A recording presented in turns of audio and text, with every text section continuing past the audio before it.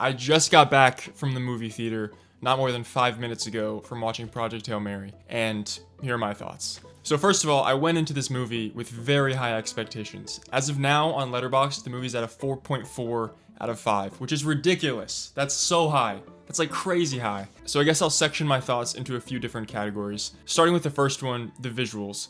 This movie looked so good. It looked incredible. I would say it's the best looking sci-fi film we've seen in the last 5-ish years. I think the two biggest sci-fi inspirations would be Arrival and Interstellar. But the difference of Project Hail Mary is that it carries a much lighter tone. The Martian, obviously, coming from Andy Weir as well. But it's a much more humorous film. It's not as weighty, and you can definitely feel that. There's a lot of levity to it.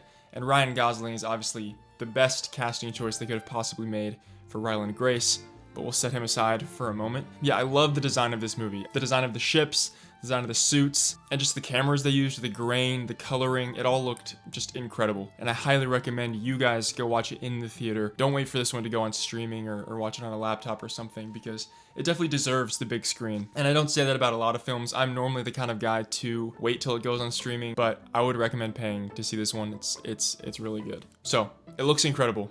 Performances. Regarding Ryan Gosling's performance, I don't think it's head and shoulders above any of the performances we've seen him give in the past few years. I wouldn't say it's notably better than Barbie or First Man or The Fall Guy. It's very similar. So if you liked him in those films, you're gonna love him in this film. He brings a really sincere, emotional side, along with the comedy that he's been doing a lot lately, which is really great. It's really effective. He plays the role very well. So his performance is awesome. The standout role for me in this film is honestly, I really don't know how to say her name. Sandra Huller, I don't know. But her performance was really great. She plays this very dry, just blunt German scientist who's kind of heading up the Project Hail Mary mission.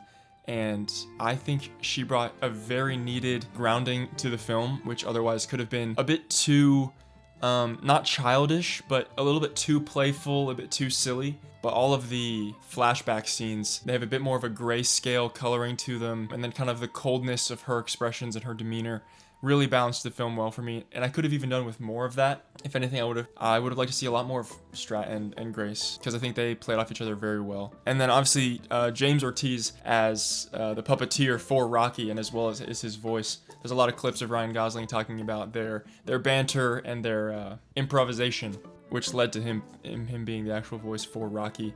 And that was good. I know that's like the whole point of the movie, is Grace's relationship with Rocky and their teamwork and their collaboration, bridging the gaps between species and language and technology, and just coming together with this unified mission to save their individual worlds, which is cool, and that's great. And this is the same exact gripe I had with the book. Like, I almost just don't really care. Like, it's just kind of underwhelming for me. I feel like Rocky wasn't that interesting, especially in his design, and it's so shockingly similar to the book in my imagination in reading the book that my reaction is almost exactly the same. I'm a little underwhelmed. I enjoyed the book. I thought it was really great, kind of up until Rocky gets introduced, and then the rest of the book kind of loses me as it gets absorbed by the lighthearted banter and just kind of exploring the quirks of language and just like the way they interact and the jokes and the physical humor. It kind of places too much emphasis on that for my liking, rather than being a more grounded scientific, not even scientific, but sci-fi exploration with more density and weight to it. Emotion, I guess. It feels too light. And like I said, Gosling does bring a great performance. He's an incredible actor. That's no surprise. And so there's a few scenes where he cries and it's like, and there's hugging, and it's like, okay, it's sweet. It's very sweet.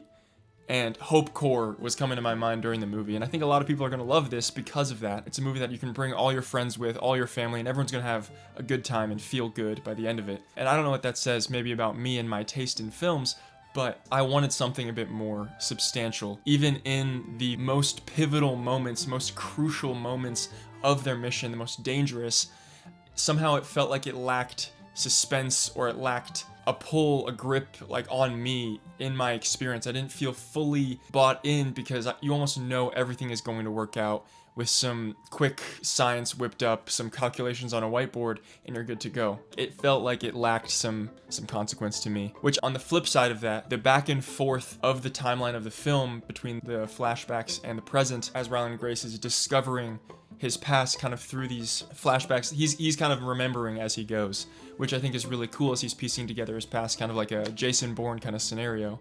But the audience along with him is watching the past unfold, leading you up to the present day. It's kind of a simplified kind of Nolan plot that you'd see in Memento or something like that. But I really liked that element of the film. It kept a bit of suspense as you're just slowly weaving the picture together, whereas if it played linearly, I think it would have lost me, actually. I think I would have lost the intrigue. I would have lost just kind of my interest. There's kind of a unique score, a lot of different music and IPs and songs that they pull in, which was really cool. As an adaptation from the book, it remains very faithful, which I really like. I think it works better as a book still. I think my enjoyment in the book was greater, even though we get a new Ryan Gosling movie in the theaters. Like, that's all I could ever ask for. And don't get me wrong, it was incredible, but I just wasn't as blown away. And I think that just comes down to the source material itself.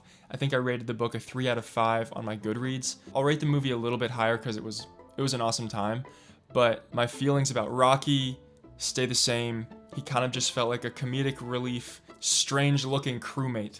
You know, once the problems are solved and Rocky can speak English, he just becomes kind of like a quirky other guy who has some like weird hurdles to get around, like rolling around in a glass ball like a hamster. And aside from that, it's kind of just like, what's almost the point of having an alien species if he's just like another dude? I don't know. It's cool to see their bond form, but once they're friends, it's like it kind of stagnates. I think Phil Lord and Christopher Miller did an excellent job adapting it, with Ryan Gosling producing and Andy Weir being along for the writing process. I think they did a great job. Is it overrated? As of now, as of March 24th, when I'm recording this, I do think it's overrated.